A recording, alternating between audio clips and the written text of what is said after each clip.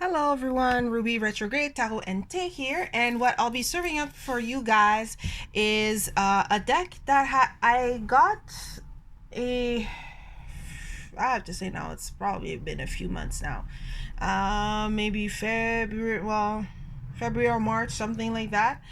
This deck actually is was originally a Kickstarter.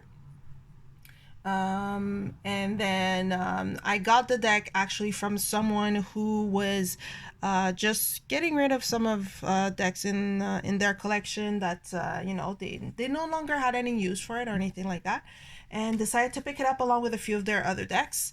And without further ado, what I'm talking about, it is called the Lost Forest Tarot 2, because I had to look it up online to be sure. I thought there was only one, but turns out that there's two versions. This is the second version. There was a first version that was funded through Kickstarter in 2019.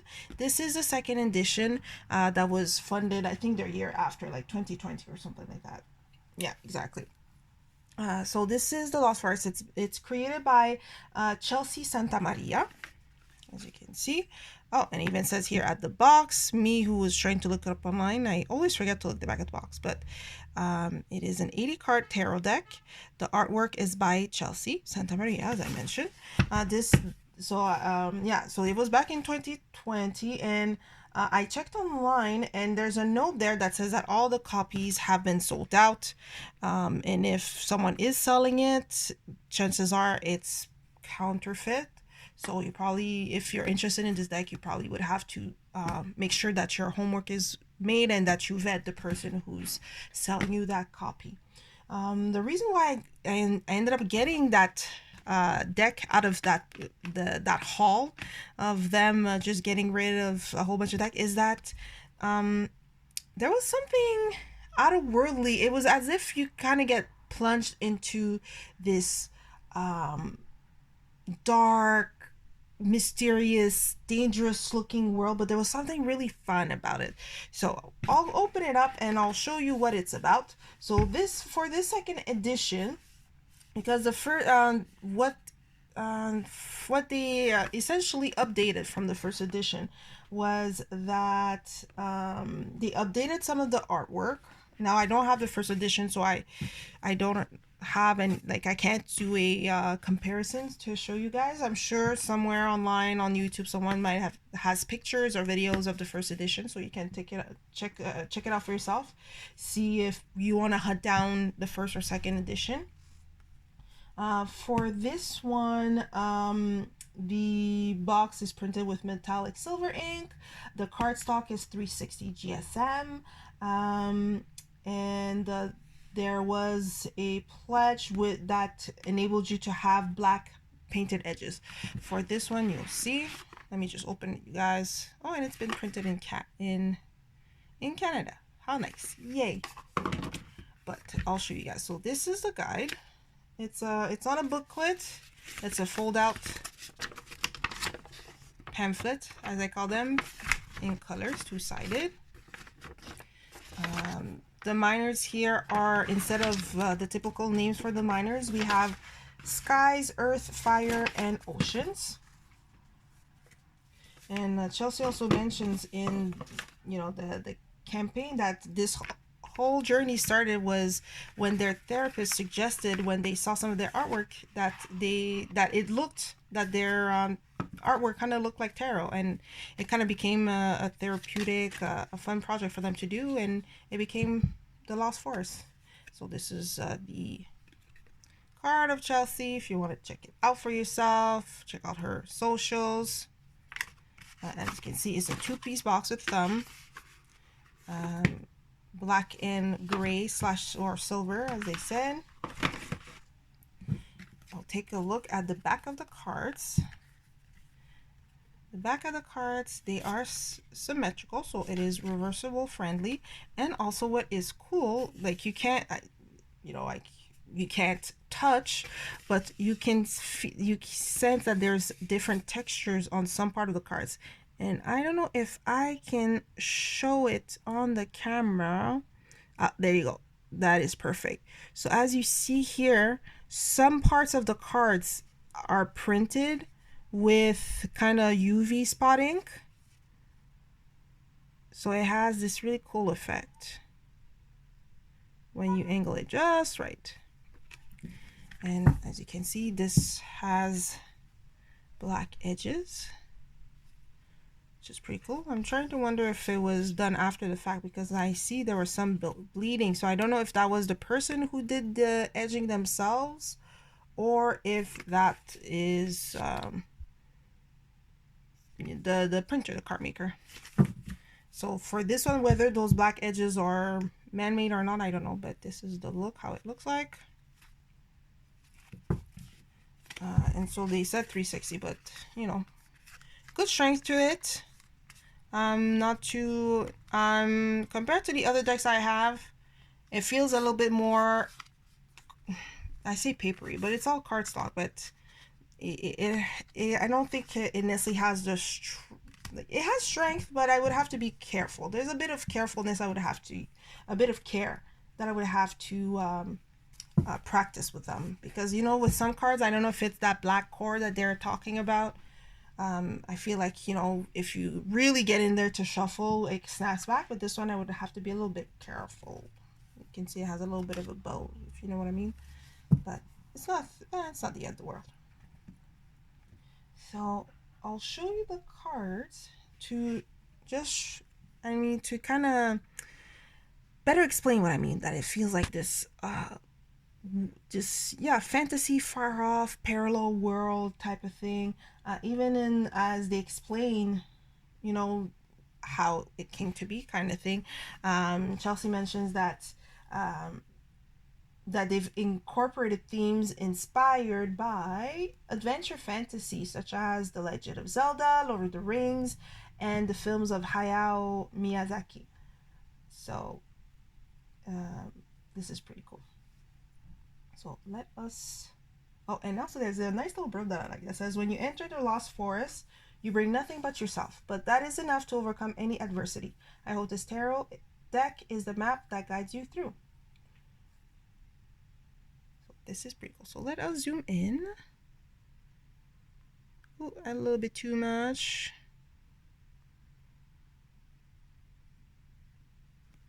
All right, this should be enough. Let's go this way where there's a little bit more light because of my window. And you can tell just by here with the first card, the Fool. It's like a Fey world. There you go. That's how I can, like maybe the Fey Wilds, or a fairy world type of thing. So here we have our hero here entering this forest.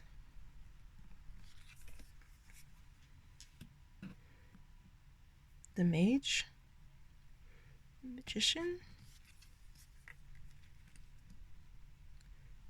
the mystic, aka the high priestess, for the empress, this really beautiful like tree that's in flowers. And look at the emperor. So nice. It's such a nice combo, the two of them together. It's very expressive. The art is very expressive. And the Hierophant. This is pretty cool. Like, I know I'm flipping back through cards, but it seems like, you know, the three main structures are trees.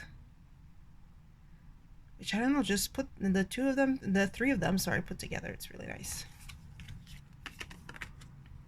Now this is the Lovers. Ah, it makes me think of that. Oh, who made that movie? Oh, I have like right at the tip of my tongue and I forgot the name. M. Night Shyamalan? Is it M. Night Shyamalan that made that movie about the water creature and all that?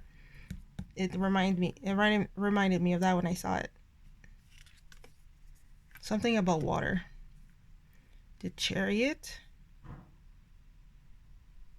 I like it here in the Chariot. Somehow, like, I had almost expected, like, if I didn't know what it was, I would have expected that to be strength. but I like it as the Chariot.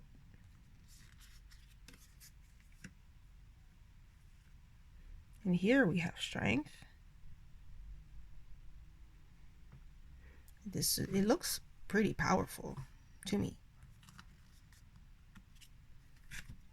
Now we have the Hermit.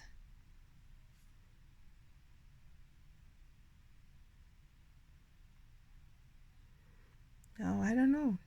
It makes me wonder. Is it you getting to the light of the tunnel, or is that someone with a really bright light lantern that is coming to you? Because there is that like mean looking beast over here. Now for the Wheel of Fortune. It looks like there's a transition between, I'd say 1, 2, like 4. Yeah, 4 different elements. Justice. She is looking pretty cool. And it's not Chariot. Yeah, no, I was gonna say it kind of seemed a bit similar, but I forgot that it was different clothing. This is Justice being enacted, and I like this effect here. It almost looks like this justice came out of I don't know, space, or like out of nothing kind of thing. It's materializing. Now the Hanged Man. This one is interesting because it's like maybe you're the one that's suspended, the person looking, or you're looking from, if you're laying down underground, you're looking at the trees that are kind of, touching the skies almost. Or maybe if it's you hanging down. I think I heard somewhere when the blood rushes to your head, at one point they kind of go to your blood vessels in your eyes, and it kind of messes up with your vision. So I wonder if it's that. Now Death. This is a pretty cool Death card. There's like a silhouette of a person here. Oh no, more than that. There's another one there. What is up with that? Temperance. That'd be a good candidate for Strength as well, but Temperance is good. The Devil. Like, look at this creature. Now, it doesn't look like the person is necessarily tied to that creature, or there's any sort of like link between the two. It looks like a standoff. Now we have the Tower, which totally looks like a Zelda fairy tale type of, tower where there's a dragon roaming around. The Star. This is beautiful.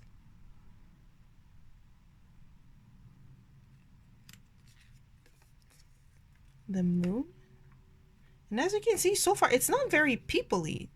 There's not a lot of, humanoids. There's some creatures. We have trees, beautiful paysage, but landscapes and stuff. But yeah, it's not very people-y. The Sun, which I think would help if you kind of are trying to place yourself in an area. It kind of helps with plunging yourself in this world. Oh, look at Judgment.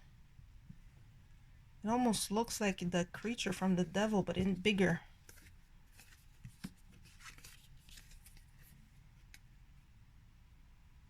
It looks like a bigger version of it. Then the World, which looks like which looks or is the Wheel of Fortune. Sorry, I'm like going back and forth on these cards because my brain catches stuff that looks similar. Yeah, so it's the same, but here we have almost like would it be a solar or lunar eclipse there?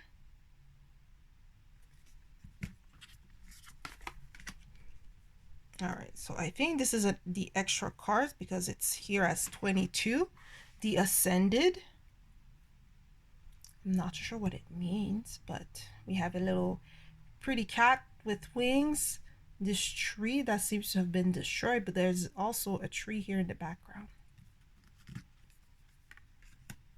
And then the Faceless, which I think is the other bonus card.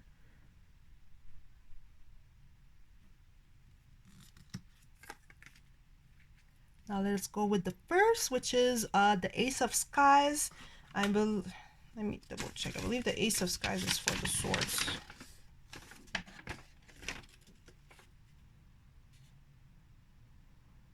Yeah. So in the little pamphlet, it says about the skies that it's the suit of intellect and the mind, ruled by Kirin, whose outward ferocity belies a calm and benevolent nature. So Kirin, I think, is a mythical creature. Two of Skies. Just look at this landscape. This landscape, this paysage. It's so pretty. There's something, it's like dreamy. Three of Skies. If we model it after the sword suit, here we have the three trees that are kind of broken down. They've been destroyed somehow. Four of Skies. That definitely looks peaceful. Then Five of Skies.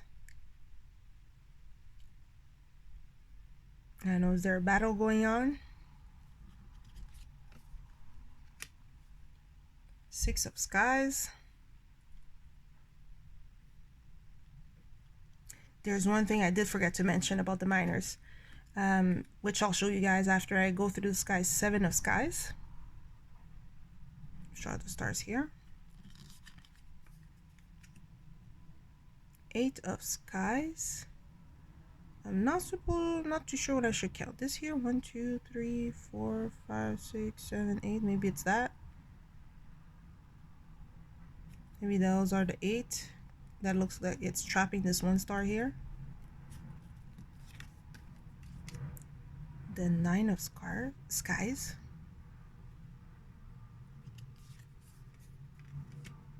And 10 of Skies.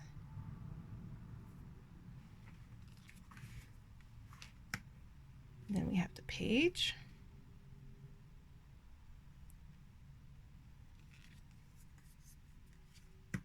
The Knight.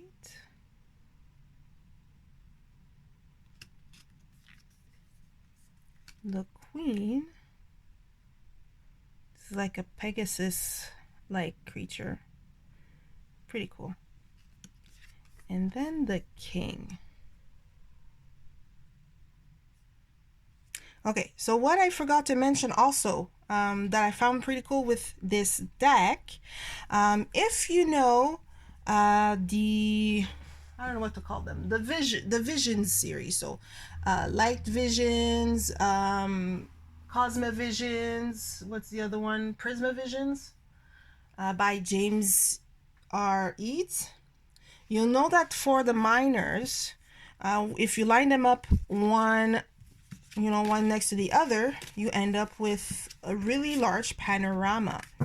And the same can be found here with the miners, where you line the cards up and you have a landscape, a panorama. So let me show you what it looks like. So here, for example, here, let me just move these here. So here,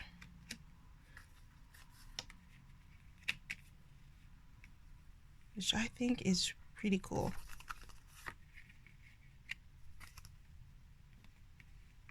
Okay. That.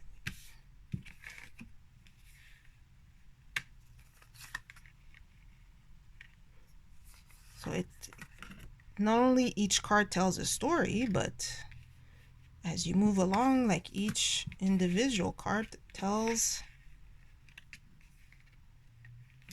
If you happen to have, two cards of the same suit, or even of the same suit and sequential number, you have an even bigger story. Look at that. Is that really nice?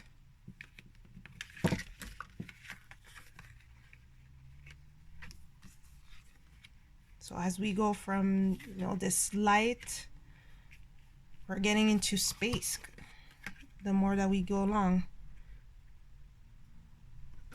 Starting seeing these trees, and now we're getting into like this setting sun.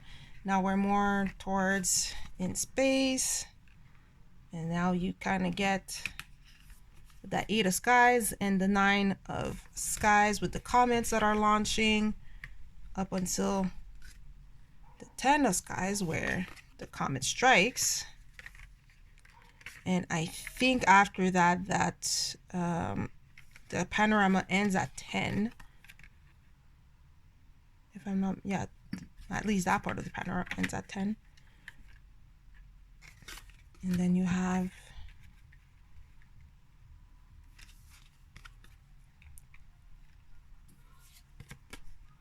the court cards.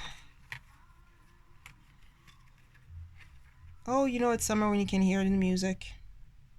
So I think this is pretty cool. All right. So what I'm going to do, I'm going to try to line the minors up as I'm flipping through the cards. So now we're with the oceans suit. So this here is the Ace of Oceans. Now we're definitely in a aquatic underwater landscape. 2 of Oceans. 3 of Oceans. Some cute little goldfish. 4 of Oceans. Let me move my half sphere here. Just the 4 there. It looks really neat. And the Ace of Oceans is this Loch Ness monster-like creature.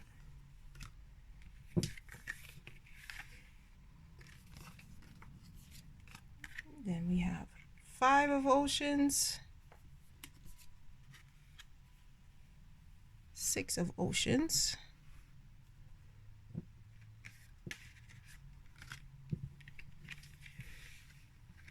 now normally the 5 of Oceans is something missing. Then you have the 6 of Ocean when you're reminiscing about stuff. Then 7 Ocean. Isn't that apt? I know there's another card that kind of uses the anglerfish for the 7 of cups. I think it's the D&D one. Yep, it is. Now that I remember. Which has to do with choice and stuff like that. And then you have the 8 of Oceans here. The octopus wanting nothing to do with this. It almost seems like, I don't know if that's the darkness of the deep waters, or if it's the squid or octopus like squirting their ink to kind of, I'm done with this, we're gone.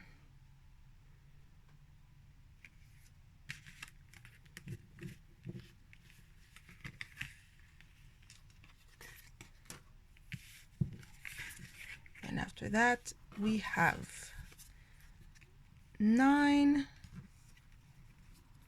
of Oceans with the pretty jellyfish, and 10 with a family of whales. How pretty it is. Now, like I said, I don't believe that the quartz and minors are related. So as you can see, it's kind of, there's a cut. It's disjointed. I'll call it like that. And even through, there's a little bit of continuity, if you can tell here. But after that, I mean, that's that. So here you have the Page of Oceans, the Knight of Oceans, the Queen of Oceans, and the King of Oceans, which looks like 2 merfolks. We have this adorable little seal, so cute. And it makes me think like a totally like souped up version of a Pokemon, like Dratini or something.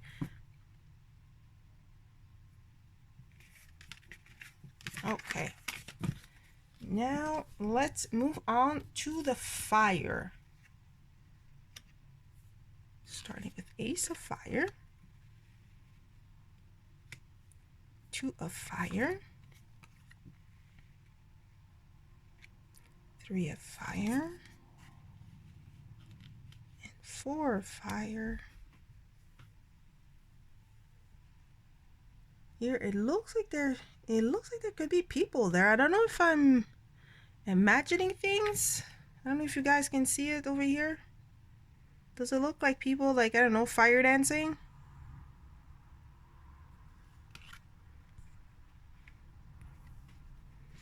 But once again, it seems like it's at the side of a mountain. We have maybe a temple going on here. And here it looks like an egg hatched. Like a creature egg hatched. Maybe one of those creatures that are flying up high. Now we go with the 5 of fire. We have this volcano just erupting.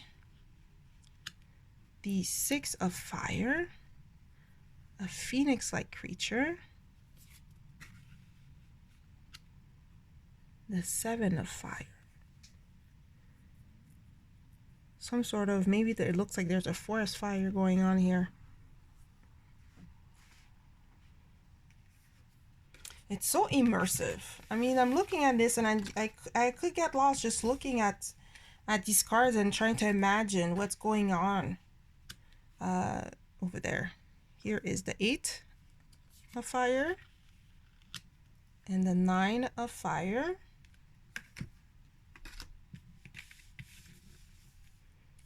Then the 10 of fire.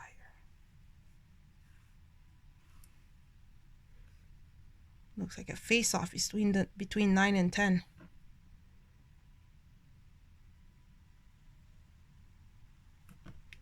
So here there's a forest fire. The forest fire is kind of dying down. And it almost looks like if you didn't see the 10, you just look at 9 of fire like this, you might be like, okay, well, what is 9 of fire looking at like this? And it's kind of a stand against this here, which usually the 10 of fire is the 10 of fire, but the 10 of wand is, you know, burdens, and if you're taking too much on. I think there's even a little baby T-Rex.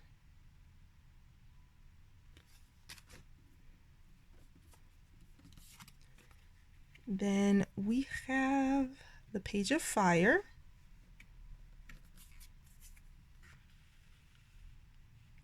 The knight of fire. Like fire lizards. The queen of fire. And the king of fire. They look to be in that same family as that judgment and devil card. They are skeletal. Maybe they're infernal creatures. Yeah. These two definitely I would feel like they would be like the final bosses. Yeah, like each of them could be a final boss for a different stage of a game. All right, let's put this away. And now we are at Earth, which I believe it's our last suit to look through. So now we have the Ace of Earth with somebody just running through the forest or walking through. 2 of Earth, we have, it looks like 2 foxes there. Then 3 of Earth, there's more foxes. Aw, adorable. And then 4 of Earth. I'm looking at 4. It seems like there's a squirrel here picking some acorns. Now we're deep in the forest. Very cool.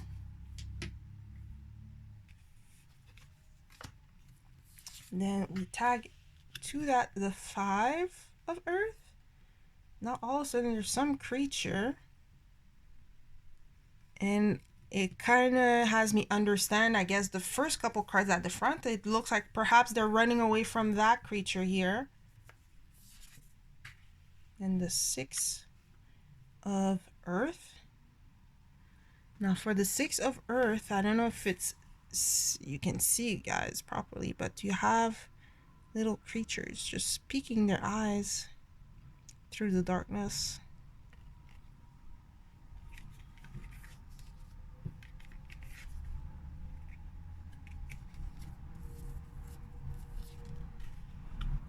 Then we have 7 of Earth and 8 of Earth,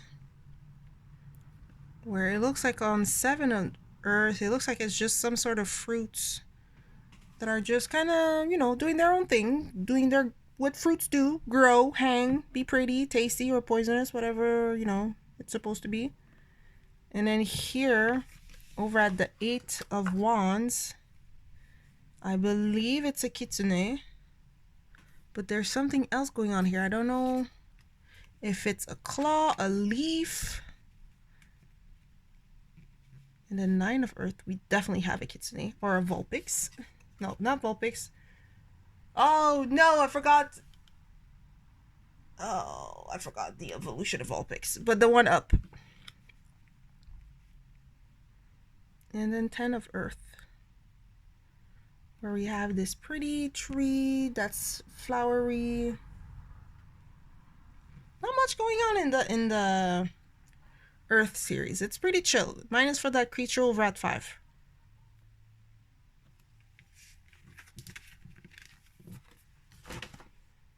Now, let's look at the page with a little tree spirit creature type of thing. The Knight of Earth, which is giving me Capricorn-y vibes. And I never can remember if Capricorn is Earth. I believe it is.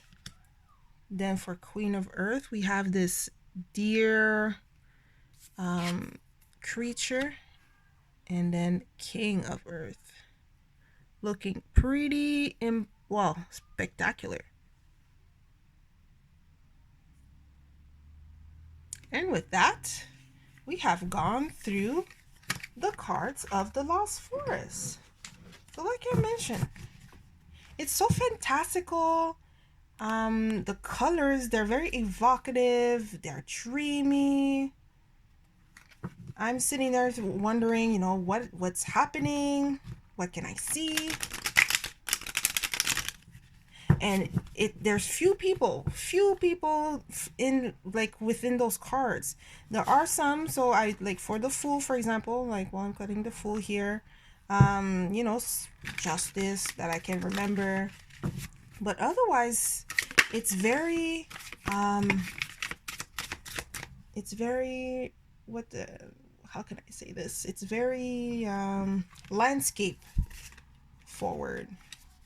It's kind of this vast space, and there's not people, so I don't know. For me, it's kind of like, okay, well, where would I be? What am I seeing? Am I the one observing the scene? Am I participating in the scene? Yeah. How do I feel? How am I affected by this? So I think it's pretty nice, and I don't know. And at first, for whatever reason, I thought it was like purpley heavy, but it's not. It's just, though, I think the way that it was drawn is, I don't know, it's very fantasy novel, like not sci-fi, but yeah, high fantasy. Like she mentioned, totally the sort of landscape I would see if I were to play like a RPG or a JRPG game or something like that. So I'm shuffling the cards, and it's not too bad. It's matte. I'm not having issues with clumping, which I prefer like that.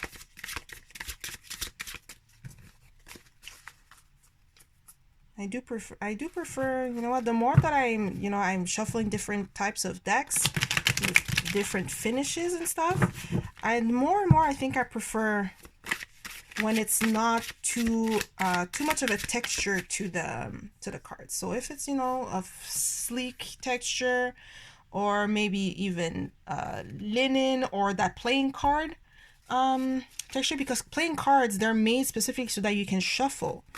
Those are pretty good. But when it gets to like rose or petal finish. It feels nice, don't get me wrong, it feels really nice, but the friction isn't there. Or no, actually it is there, but it's a bit too much to the point that the cards clump, and I have to like get grip. I have to, like, I don't know, find a way to get grip on my thumb or my hand so that the cards can like unclump themselves, so I can have a properly shuffled deck. So let me shuffle a couple times, and what I'll do is I'll find hopefully a major and a minor card will just jump out, and we'll read those. And I'm having a little bit of overexposure, I don't know what's happening. So yeah, we'll have a minor and a major to see how they're described in the pamphlet, because yeah, that's pretty much what it is. It's a pamphlet. And I know I did mention for each minor how it was described. It's mentioned for the skies, but not for the other one. So for fire, it's described as the suit of spirit and inspiration, the duality of creation through destruction, of life and death, seen whenever new life sprouts from the ashes of a wildfire, which we could see throughout the cards.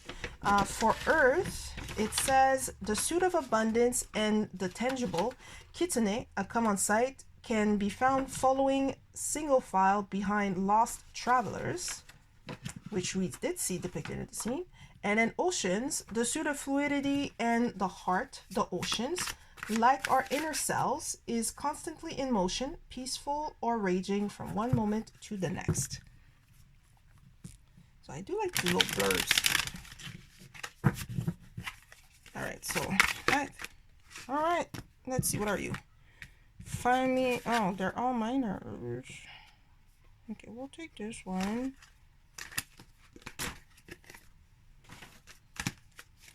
Okay, so we have an ace of skies.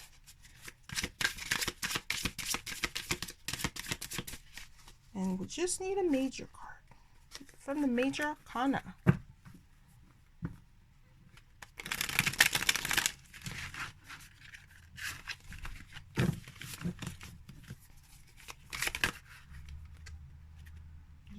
No, nothing flipped. All right, no.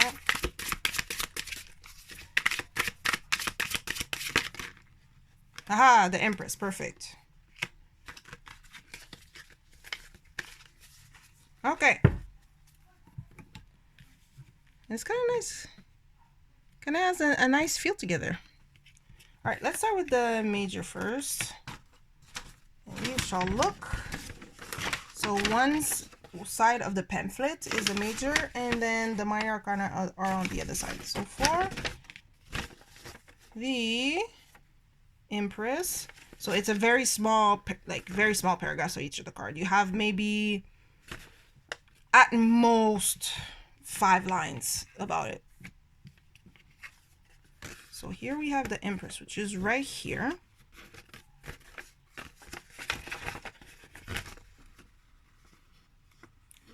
So let me just make sure that it's zoomed in proper.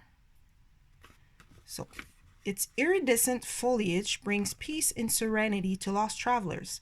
Through driest summer and the midst of winter, the Empress perpetually blooms.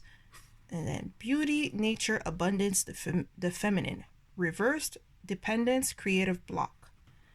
So from what I gather, you have a little blurb about the world of that card, with just very few a handful of keywords for you know, upright and reverse meanings. To the point. There's no frills about it. Now for the Ace of Skies. Gotta fold stuff. All right. Here is the Ace of Skies right over here.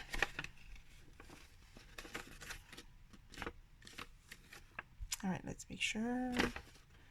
From the top of the mountain, from the top of the highest mountain peak, one can see all.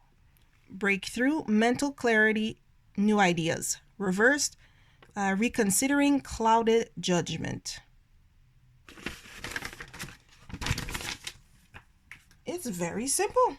Very simple.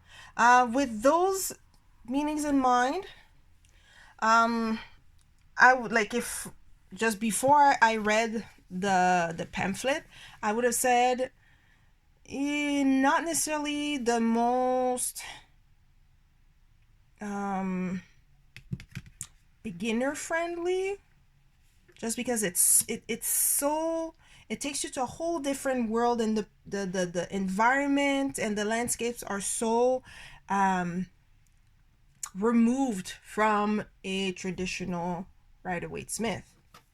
So it kind of makes it like there's no like if you look at the Empress, there's not really a Rider, like a classic Rider-Waite Smith symbol about it. Like, yes, you have this beautiful tree, but like you don't have anything like, I don't know, like the shield with the Venus sign, or a field of wheat, or for skies you don't have a sword, or I don't know, for like the Nine of Fire. Here, Nine of Fire, what is going to tell you that it's Nine of Fire being Nine of Wands? You don't have the like necessarily a person standing their ground and having like all their wands beside them or things like that. So it's, I would say, abstract but not. And when after reading the little definition for the two cards there, it's more, it definitely makes it more understandable. So after that, so I'm tempted to put it like not quite beginner, but just enough beginner. Like you might want to have like, you might want to look at the well, I don't know, you don't necessarily have to, but it's always useful to look at a traditional Rider-Waite Smith cards, just so that you know what they're talking about. Why are they putting those meanings on these cards? But to wrap this whole flip through, unboxing flip through, these are very beautiful cards. It's so immersive. It's kind of, it's the type of thing that if I were to read a fantasy novel and I'd have these images throughout the pages, I would be transported. I would totally imagine myself with the characters doing all sorts, like all the things and all the adventure, and that's what the feel I get from this card. The colors, like just the way that it's drawn, it's dreamy, it's transportative, it's lovely. The cardstock itself, I like it. It's, I shuffled it. I didn't have too much issue shuffling. Mine has a little bit of a bow, so I had to like take care of, like I had to be sure to not handle it too much, but it didn't get in my way all that much. It's not, so like I mentioned, it's matte. It doesn't have any sort of like velvety rose petal feel, so to me, I like that. I was able to shuffle it properly fine. The backs of the card, like I mentioned earlier, they are reversible. What else can I say about it? I think that is pretty much all I can say about it. This is, I'm trying to figure out. There's definitely a deck that I have that I could see myself pairing it with. I could see myself actually pairing that with the Dungeons and Dragon deck that I have, because those are two decks that are, about fantasy and creatures and mystical, like magic, mystical stuff. So I could definitely be pairing those two together. And then maybe another deck that I can't think of. Maybe I can't think of another deck right now, but that is the first one that is coming to my mind. But yeah, like I mentioned, as stated on our Kickstarter page, the deck is sold out. Chelsea Santamaria, she did mention that if it is for sale somewhere, it's most likely stolen artwork. Like it's most definitely a bootleg. So you would have to be careful if you're interested in getting a copy. Be sure that it, like, vet the source. Be sure that it's a legitimate copy that you're buying. So with all that said, let me know, what do you think of this deck? Do you like the sort of I don't know, imaginative? I'm gonna call it imaginative. Do you like this sort of imaginative deck, or do you prefer more closer to to the regular design of Rider-Waite-Smith? That be a deck that you would consider looking for, or no? Or what other kind of imaginative fantasy like deck, or or if you have decks that you think could pair up well with this, which one would they be in your opinion? Let me know in the comment section down below, down there. Boop boop. And thank you for spending some time with me in unboxing and flipping through the Lost Forest 2nd edition tarot by Chelsea Santamaria. And until next time, bye bye. Thanks for watching.